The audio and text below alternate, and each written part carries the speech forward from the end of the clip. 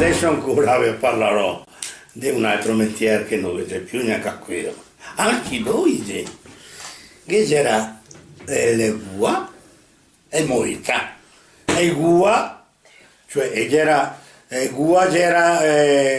un personaggio che fiava con te, cioè che dava lama, che dava, ecco, e noi diciamo gua e moita, e che c'era oltre a questo anche Giusto Ombre, tutti i loro personaggi fantastici che mi ricorda tanto la mia infanzia, ma veramente la mia infanzia.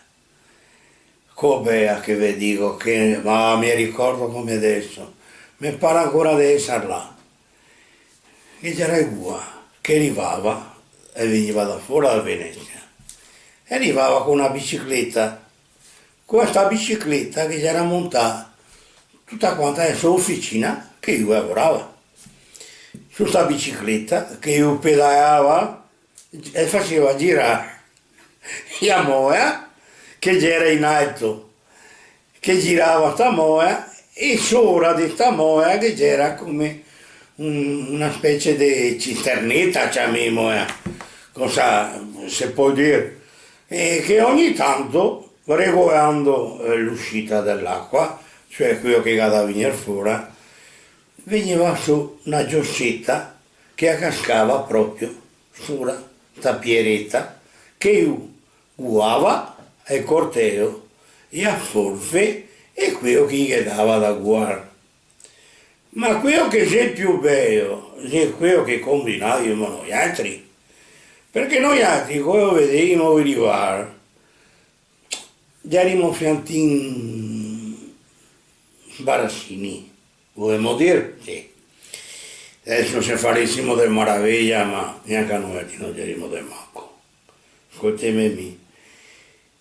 E ora noi altri ci nascondevamo, sapevamo che lui aveva da sciare e Gua, e che dicevamo prima che uscirasse una frase, e questa frase era questa, tutti in coro, noi altri, in quanti che c'erano, 3, 4, 5, 6, tanti, dicevamo, chi c'è che c'è becco?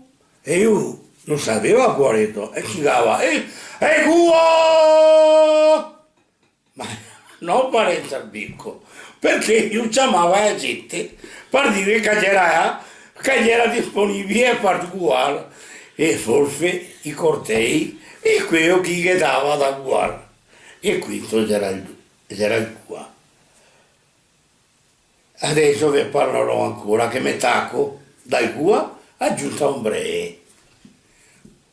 Ed era un uomo, mi ricordo, non tanto grande, una carichetta, si sentava e tirava fuori una ombrea, perché c'era pieno di ombree, e lì aveva tutte quante attaccate sulle spalle, tirava fuori la ombrea e che faceva da richiamo verso la gente che passava.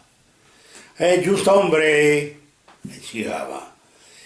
E ora qualche volta, anche noi altri che c'erano, di quei buoni come che dicevo, cosa facevamo? Se mettevamo del fuori di lui, magari